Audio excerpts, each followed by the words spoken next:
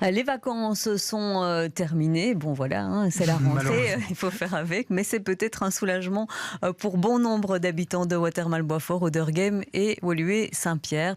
Ils sont en effet nombreux à s'être plaints et à se plaindre encore de l'atterrissage des avions via la piste 01 de Brussels Airport. Alors la faute à la reprise du trafic aérien depuis que la pandémie est terminée ou s'est calmée en tout cas.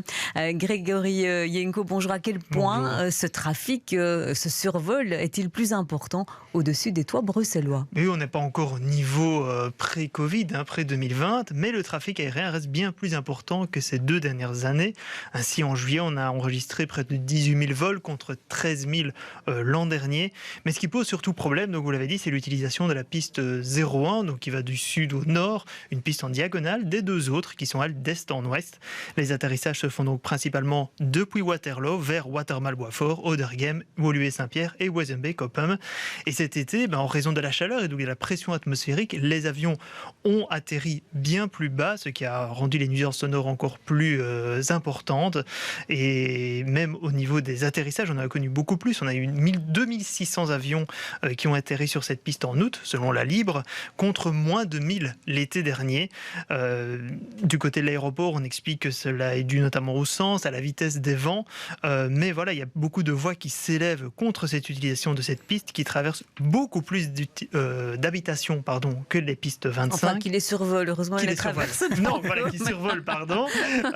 Donc les bourgmestres de Waterloo, Wezembeek-Oppum et de Woluwe-Saint-Pierre confirment donc une hausse du nombre de plaintes de riverains et demandent qu'une solution soit trouvée par le ministre fédéral Georges-Gilles Quinet. Alors, les riverains dénoncent ces augmentations, mais il y a également le médiateur fédéral de l'aéroport qui a dénoncé les activités de Brussels Airport. Qu'est-ce qui pose problème, selon lui? Mais durant l'été, il a réalisé une cartographie complète des zones survolées par les avions décollant et atterrissant piste par piste. Il estime que c'est une compétence du fédéral, mais voilà, il l'a fait lui-même, estimant que ça n'avançait pas. Il tient également compte de la densité de population des communes survolées et du niveau de bruit de chaque avion. Et donc, il confirme que les normes environnementales et les procédures imaginées voici 50 ans n'ont jamais été mises à jour, malgré le fait que les avions sont beaucoup plus gros, que le trafic aérien est beaucoup plus important et que finalement aussi la densité de population est beaucoup plus importante autour de l'aéroport. Dans la Libre, il dénonce aussi l'utilisation de la piste 01, estimant que vu les conditions météo, les pistes 25 pouvaient également être utilisées. Et il ajoute encore qu'à ses yeux, le fédéral veut carrément enterrer le dossier jusqu'aux prochaines élections, ce qu'évidemment, on dit le contraire du côté du ministre de la Mobilité. Justement, concernant le fédéral, il y a déjà eu des condamnations et des sanctions. L'État avait été condamné à payer des astreintes en raison de cette utilisation excessive de la piste 01. Est-ce que l'État s'expose à de nouvelles condamnations, de nouvelles sanctions financières? On parle quand même de près de 10 millions d'euros qui ont déjà été versés à des familles qui s'estimaient lésées suite à cette utilisation de la piste. Le bourgmestre de Wezembeek-Oppum, Frédéric Petit, confirme dans la Libre qu'il veut réactiver ce jugement pour appliquer cette décision de justice auprès d'autres familles lésées.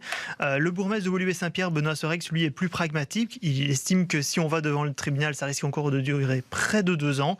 Il demande donc plutôt une décentralisation des activités de Brussels Airport pour limiter le nombre de mouvements autour de celui-ci et l'interdiction des vols de nuit. Ça, c'est une vieille rengaine, mais ça n'a toujours pas été mis en application.